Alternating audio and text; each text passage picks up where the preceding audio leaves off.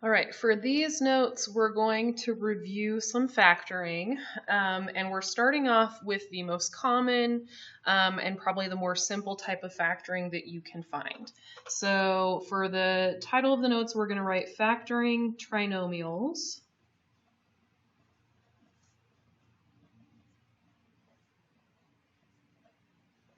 And this is when A equals 1.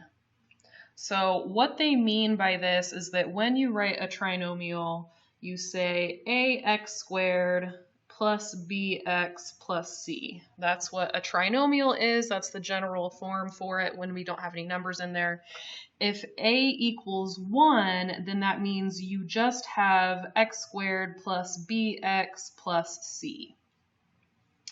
So what we do here when we factor these is we're looking for numbers that multiply to c and add to b. So we are looking for numbers that multiply to c and add to b. That's how we do the factors.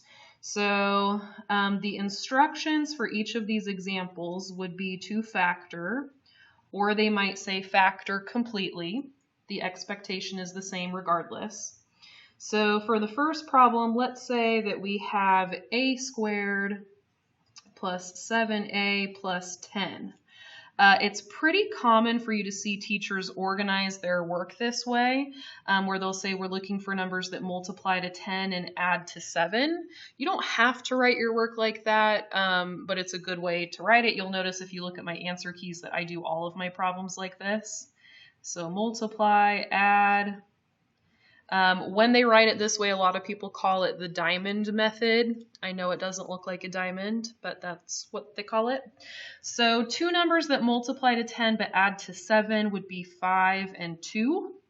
And so the factors are a plus 5, a plus 2, and we are finished with that problem. Now, some students say, okay, that's great, but what if I can't come up with the numbers? What if your multiplication skills are weak, and so you're not able to just get them at the top of your head like that? So if that is the case for you, if you have a TI-84, then all you need to do is type the top number in up here, 10. So you would type x divided by 10, and then you would go ahead and hit second graph. Not x divided by 10, 10 divided by x, my bad. Okay, you would type 10 divided by x, you would do second graph, and then this would be all of your options for things that multiply to be 10, and you would ignore anything that has a decimal. So 1 times 10 is 10, but if you add them, you get 11. 2 times 5 is 10, and if you add them, you get 7, so that's how I know that 7 is my answer. All right, example number 2. For this one, we've got b squared minus 2b minus 24. And so here we are looking for two numbers that multiply to negative 24, but add to negative 2.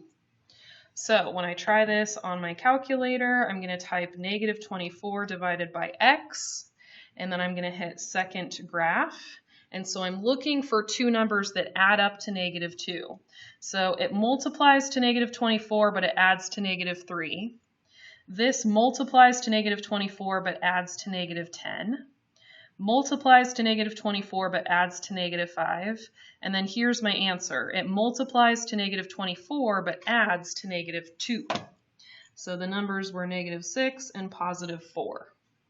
And so here I can write my factors. B minus 6, B plus 4. And it does not matter if you switch them around.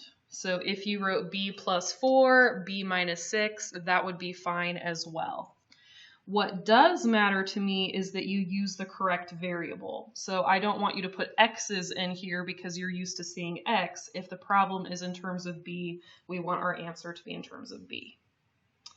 All right, let's look at this one. We have r squared minus 11r plus 28. So we are looking for two numbers that multiply to 28 but add to negative 11. So in here I would do 28 divided by x, second graph.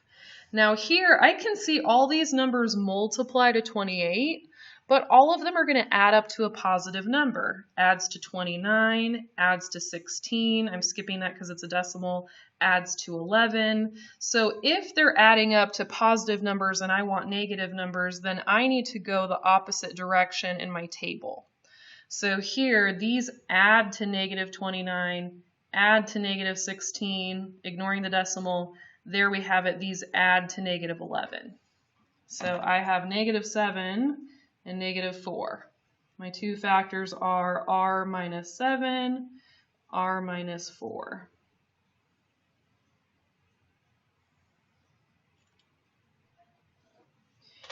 All right, for the next one, we're going to do r squared plus 3r minus 54. So we are looking for two numbers that multiply to negative 54 but add to positive 3.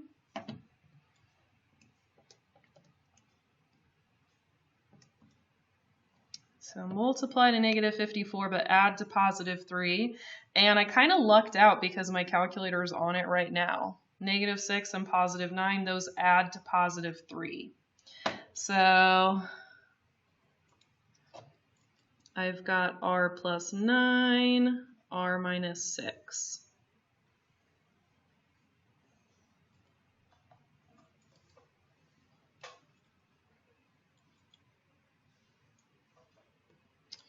All right, we're looking for b squared minus 17b plus 70. So two numbers that multiply to 70 that add to negative 17.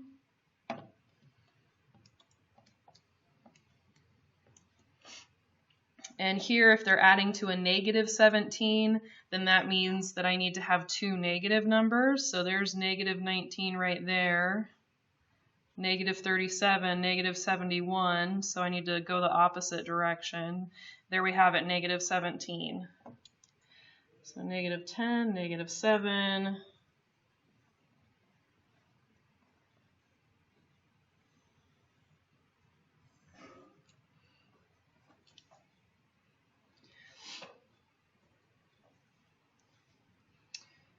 All right, x squared minus 5x minus 24. So I'm looking for two numbers that multiply to negative 24 but add to negative 5.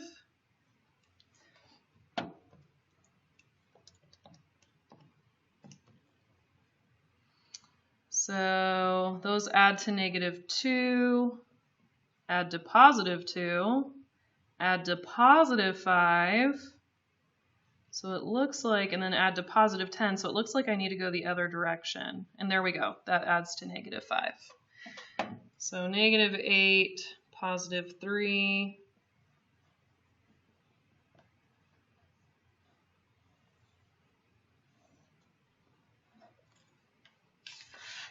And then the very last example, v squared plus v minus 42. So here we're looking for two numbers that multiply to negative 42 but add to a positive 1.